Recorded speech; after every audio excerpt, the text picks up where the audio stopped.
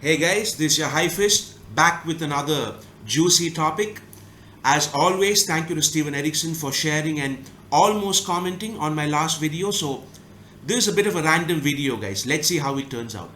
I was having a conversation with a friend of mine about this word called Cipher. It's a Tamil word.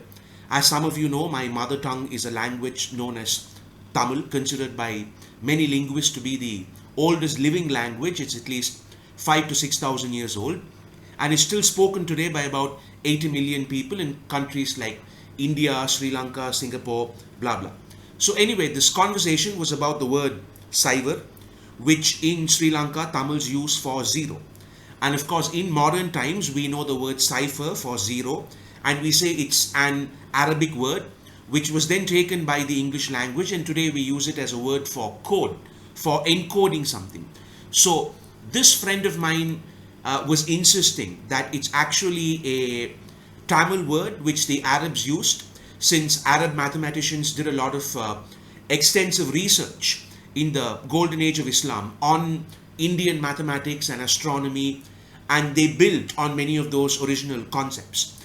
And while I was having this conversation, I got distracted because I was reminded of an excellent video I had watched a few days ago on AP's channel on why Toll the Hounds is the cipher for the series.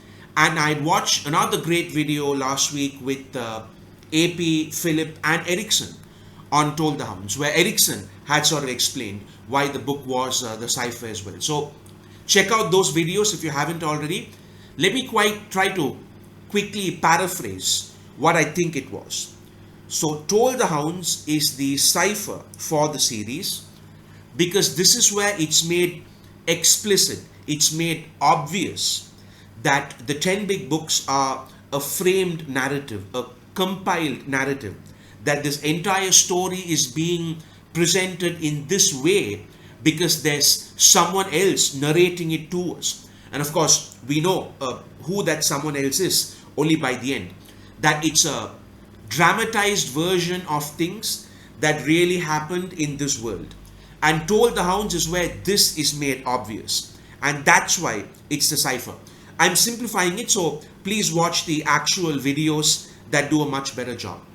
Now this got me thinking, what would I consider to be the cipher of the series, the sort of the code, the secret message embedded in the series which helps us unlock our understanding of the 10 big books to the next level? Because all that crap stuff, that would have never struck me. In fact, if anything, I would have said Midnight Tides should be considered the cipher in a structural sense, not Toll the Hounds, because it's in Midnight Tides that it's made very explicit. We literally see book 4 ending with Trull about to narrate his story to Onrak and the others, and book 5 is Trull's story, but with details he isn't aware of or couldn't be aware of, being filled in by some kind of external voice. Anyway, so let's say I was asked this question before I was aware of these discussions. What would I have said was the cipher for the series? And the more I thought about this, I realized that it wouldn't be a what, as in it wouldn't be one book, it would be a whom, it would be a character. I like these books for the story, the characters, the world building, blah blah. So for me, the cipher that holds the key to really understanding these books would have to be a character. It can't just be an interesting character. It can't just be an important character. It can't just be someone whom I personally enjoy reading.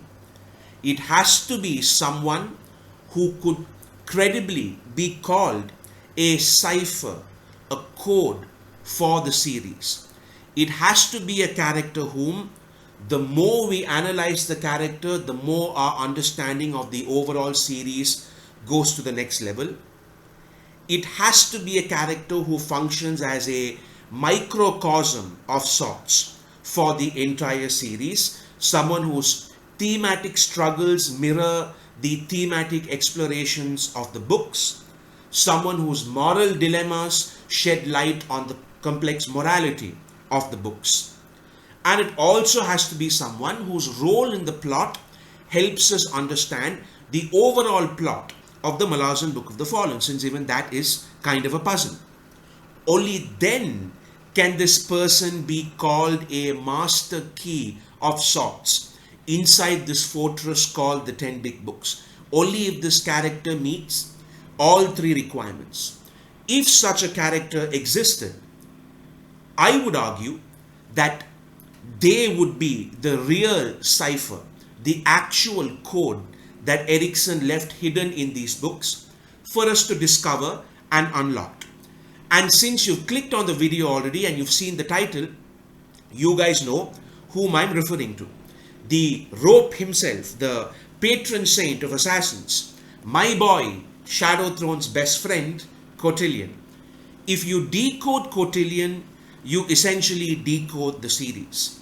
If you understand Cotillion, you really understand the series.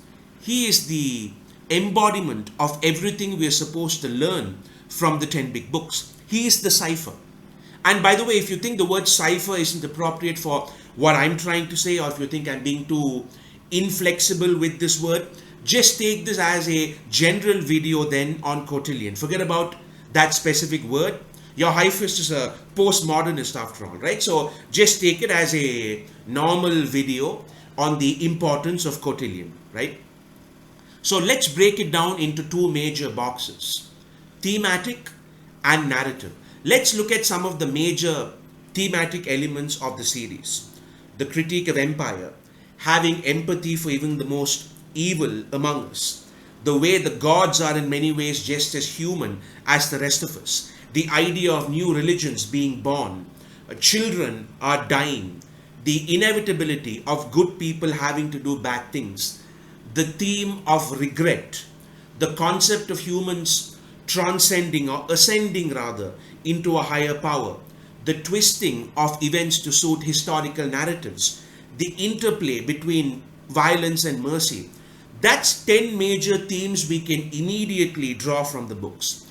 And Cotillion is the one character involved in all of these thematic explorations. Let's look at the theme of divinity, for instance, where he clearly symbolizes the primary issues. It's in Cotillion's case that it's made explicit that this series is a deep exploration of how difficult it is to be a god. We see gods like Kurul and Mael having these friendships with quirky mortals, but they are elder gods and they are ancient by the time we see them. They are ancient by the time they find Tehol or Krupp or whatever. These guys have been around forever. We don't see the mistakes they make. But Cotillion's possession of sorry becomes this traumatic experience for him. It shouldn't be a surprise that it was traumatic for her. But to see a god having PTSD almost about the things that he does with his power as a god, that was really unique. In fact, with Cotillion, his entire storyline is about the mistakes that he makes as an emerging god. I give him shit all the time for things like this, that he sends children to die and then goes wah-wah about it as he regrets it. But if I was to be serious, I would say that those are the two faces of the Malazan coin. These stories are about people willfully doing things which create situations where children are dying on one side, and other people despairing at the horror of such things on the other side. And Cotillion embodies both. We see the idea of good people having to do bad things in the series and constantly questioning their own decisions, once again symbolized by Cotillion. The rope's fundamental moral dilemma is that power is a double-edged sword, right? And this is the central moral dilemma of the series as well. How power in the form of empire is a double-edged sword with good and bad consequences for the world. How power in the form of godhood is a double-edged sword, like with Draconis or the Errant. How power in the form of military leadership is a double-edged sword, as we see with characters like Tavor and Coltane. How power in the form of love even is a double-edged sword. Crocus's love for Apsala almost destroys him. Pearl's love for Lostara does in fact kill him. Gruntle and Stormy, even Marpo and Icarium in a platonic sense. All forms of power are a blessing and a curse in the series. And Dancer's story makes it clear there is weakness in all forms of strength. We see this over and over again, and it's made obvious with Cotillion. Another theme we see really defining the series is that of the historical narratives being twisted with the passage of time, and how one can never really trust what's on the page. Cotillion is once again a part of this sort of interplay as well, where he used to be a human called Dancer, and there are a number of legends and stories about his exploits, most of which are untrue. He then has this new identity as a god called Cotillion, and there's once again a certain reputation of him that twists and changes. Look at how multifaceted his portrayal is. Everyone in the series who interacts with Cotillion has a different experience and dynamic with him. Read his scenes carefully. He speaks with Shadowthrone in a different way, where he's more of an exasperated friend. He speaks with Apsala in another way, where he's a god dealing with the guilt of what he did. He speaks with Lostara in a way which shows how he has a history with her both as a human and as a god. His interactions with Kalam are way more badass and macho, where he's written like some kind of action hero. I love that scene where Kalam is he's trying to climb a sky keep and he's stranded, and Cotillion appears eating an apple with this badass pose like he's Errol Flynn or something. His relationship with Panic, the one-eyed kid, is completely different, with the kid calling him Uncle Cotillion. You can always tell that this guy has one central consistent core, and he then has many different personas built around it when he interacts with mortals, especially. Kind of like the 10 big books, where each of them are vastly different, but they all have the same fundamental core that is uniquely Ericksonian in message. And finally, on the thematic side, we see violence as mercy being set up as the crux of many of the most powerful moments in the series. Cotillion getting shot with an arrow when he's crucified is the best example I can think of, but there are many moments like that. We could apply this to larger themes as well, like Casa wanting to liberate civilization by smashing it to pieces, or the Folklore wanting to bring peace through slaughter. This dichotomy is a huge part of many philosophical discussions in the series. And which moment best encapsulate this? Cotillion killing Caminsol, the cripple god. I'm sure many first-time readers were confused by that, because I know there were. One of the most frequently asked questions by people who just finished the series is, why did Cotillion kill the cripple god after all that, after this epic battle to protect the guy? Why did he kill him? The answer, of course, is that it's an act of mercy. The only way for him to leave with his worshippers was if his mortal cage, so to speak, was killed. And Cotillion takes it upon himself to deliver this final act of mercy, where you need to kill someone to liberate them.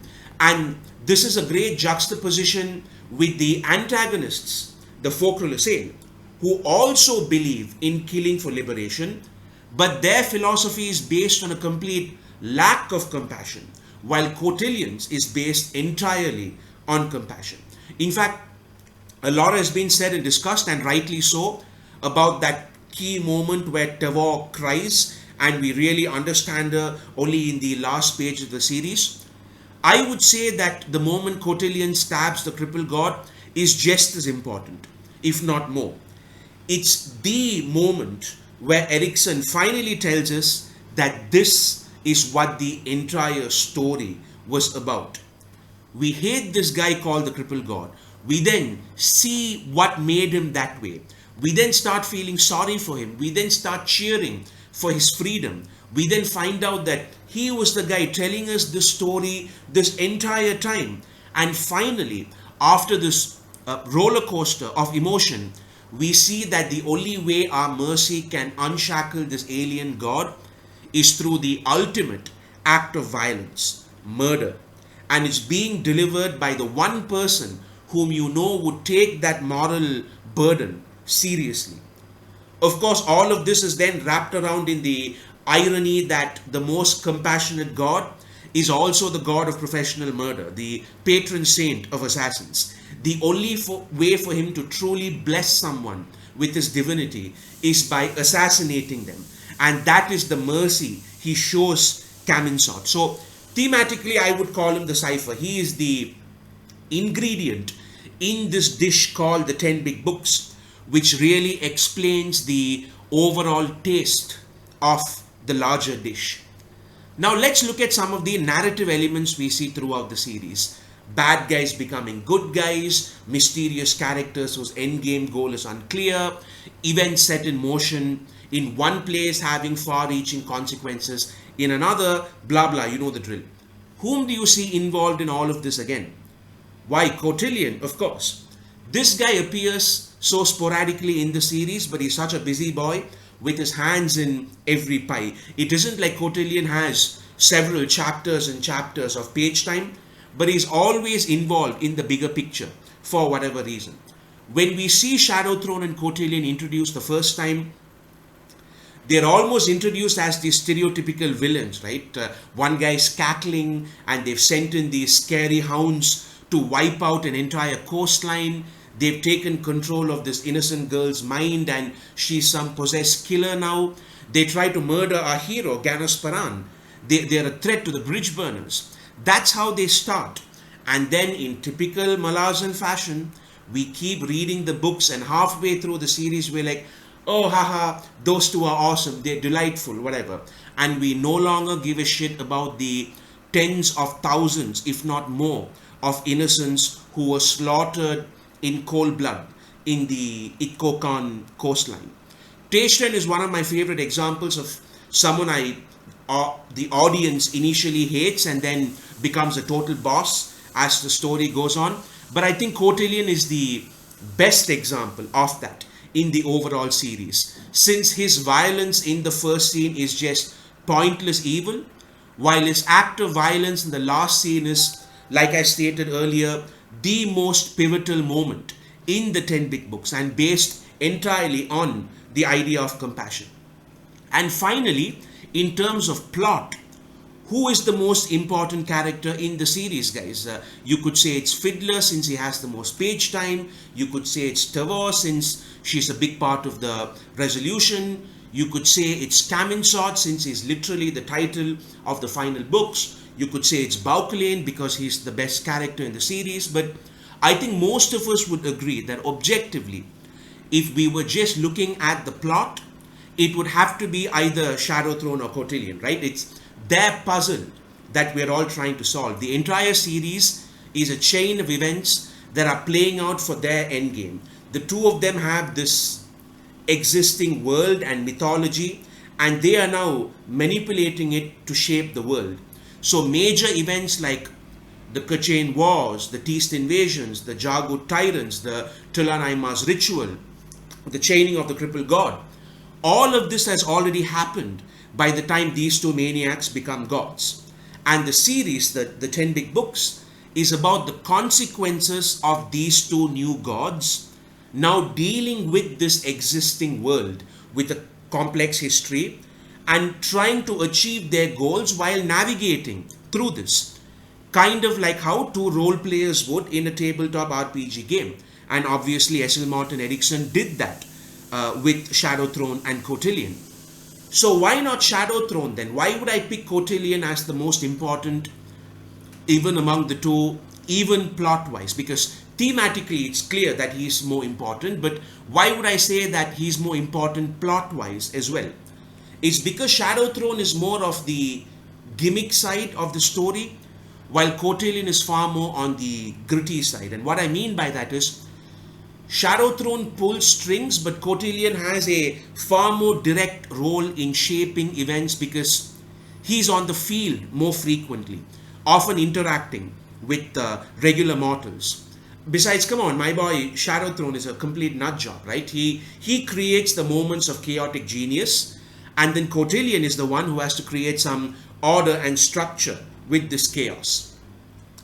So yeah, that's my video, guys. That's why I think Cotillion is the real cipher that has to be decoded for us to understand the Malazan Book of the Fallen. If you don't like the word cipher being used in this context, then just use master key or some other analogy. My point is that this singular character encapsulates the whole series. Everything we see in the 10 big books is mirrored in some way in Cotillion's journey. If I was going to be even more stubborn about it, I could start bringing up his name. I mean, his actual name is Dancer, and of course Cotillion's a type of dancer as well. And the word dance is used in a very unusual fashion in the Malazan series. While the word dance is used usually as a happy word for people dancing and partying, in the 10 big books, if you notice, the word dance is used far more often to describe violence. We have the shadow dance, which is this religious supernatural martial arts technique basically. Erikson often describes swordsmen as dancing when he describes the action. So this sort of mirrors how there's so much, his name mirrors how there's so much violence in these books, but is written so beautifully as well. It fits in even better with his other moniker, the rope, which is once again a great metaphor for the interplay between violence and mercy. A rope in the general sense could mean throw me a rope, as in, hey, save me. Or it could mean it's the rope for you, as in you hang. It's an item and word which can be used for both rescue and murder. So how appropriate then that it was the rope who ends up both rescuing and murdering the crippled god when the series ends. Cotillion is the cipher, guys. Come on. I mean, this fucking guy, he is the series. He literally is the 10 big books. He isn't Erikson because the crippled god is Erikson, and someday I will do a video on that. Cotillion isn't Erikson in that metaphysical sense, but he is the core of the series. He is also the code or the cipher of the series, for the series. Decode this guy and you've decoded the series. Decode what this guy's motivations are, what his dilemmas are, what his end goal objectives are, and you've essentially decoded the entire series. And that is why I think he is the real cipher for the 10 big books. I hope you guys enjoyed that. Check out AP's video and the one with AP, Philip and Erikson as well. And tell me whom or what you would consider to be the Malazan cipher. Would it be a book? Would it be a character? Do you think there's a code in these books which contain a message for us from Erikson, for us to kind of decode and understand? Tell me what you think. This is your High Fist. Take care, and I'll see you guys soon.